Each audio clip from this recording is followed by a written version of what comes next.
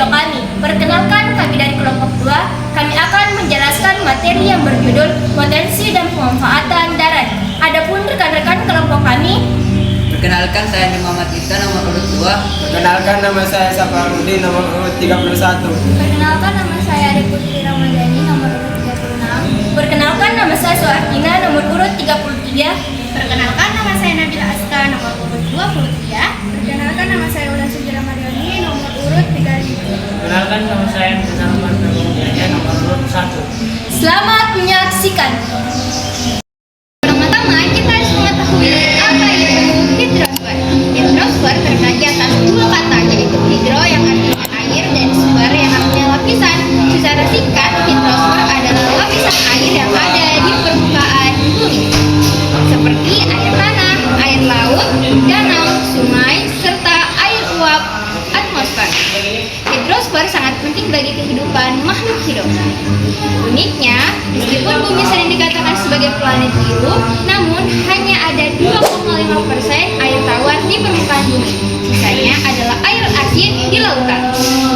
Kedua, air tanah. Berbicara tentang air tawar, kita tidak bisa melewatkan yang satu ini, air tanah.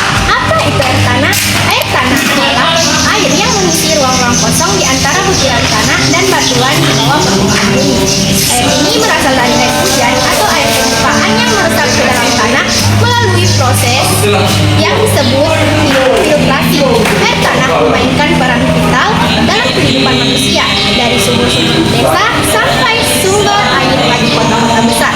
Air tanah menjadi cadangan air bersih yang sangat berharga.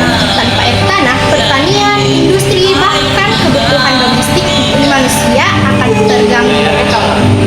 3. Jenis-jenis air tanah. Berdasarkan jenisnya, air tanah dapat dikelompokkan ke dalam 7 bagian, yaitu sebagai berikut. A. Meteorologis water. Meteorologis water yaitu air tanah yang berasal dari air hujan dan terdapat pada lapisan tanah yang terjenuh. B. Genox water, air tanah tubuh, yaitu air tanah yang tertangkap dalam rongga batuan endapan. Sejak pengendapan itu terperangkap pada rongga batuan beku lereng sewaktu magma tersebut terbentuk. Bagian C, fossil water atau air fosil, yaitu air yang terperangkap dalam rongga-rongga batuan dan tetap tinggal di dalam batuan tersebut sejak penimbuhan itu terjadi. Kadang-kadang istilah ini disamakan dengan planet water. Bagian D, bufiner water atau air magma, yaitu air yang berasal dari dalam bumi atau magma. Air ini bukan dari atmosfer atau air permukaan. Bagian E,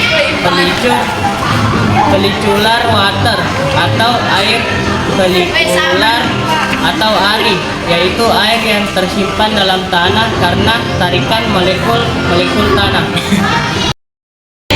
Bagian E, Phreatis water, yaitu air tanah yang berada di antara air permukaan dan lapisan kedap air. Air fetis merupakan jenis air tanah dangkal yang banyak dimanfaatkan oleh masyarakat melalui pembuatan sumur dangkal.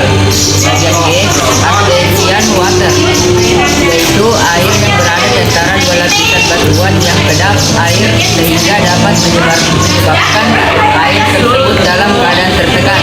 Oleh karena itu, air artei dinamakan juga air tekanan. Apabila memperoleh jalan keluar, baik sengaja maupun tidak, air tanah ini akan keluar dengan kekuatan besar ke permukaan bumi dan terjadilah sumber air artei.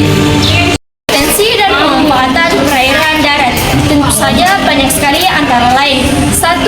Sumber air minum. Sebagian besar air minum kita berasal dari air tanah dan air sungai. 2. Pertanian. Irigasi sawah, ladang, dan kebun sangat bergantung pada ketersediaan air tawar.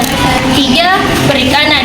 Perairan seperti danau, sungai, dan waduk mendukung perikanan air tawar. 4. Air menggerakkan turbin di bendungan dan menghasilkan listrik melalui pembangkit listrik tenaga air. 5. Pariwisata dan rekreasi. Danau dan sungai menjadi tempat wisata populer untuk berenang, berperahu, hingga memancing. Dan terakhir, tantangan yang harus kita hadapi. Namun sayangnya kita menghadapi berbagai tantangan seperti polusi, overeksploitasi air tanah, perubahan iklim, dan deforestasi. Kalau kita tidak bijak mengelolanya, sumber air ini bisa habis atau tercemar. Bayangkan jika suatu hari kita membuka keran tapi tidak ada air yang mengalir, atau sungai-sungai yang dulu jernih kini berubah menjadi saluran limbah. Itu bukan sekadar kemungkinan, itu bisa jadi kenyataan kalau kita tidak bisa mulai sendiri dari sekarang. Teman-teman, mari kita jaga sumber-sumber air kita. Gunakan air dengan bijak dan jangan buang sampah sembarangan. Sekian dan terima kasih. Wassalamualaikum.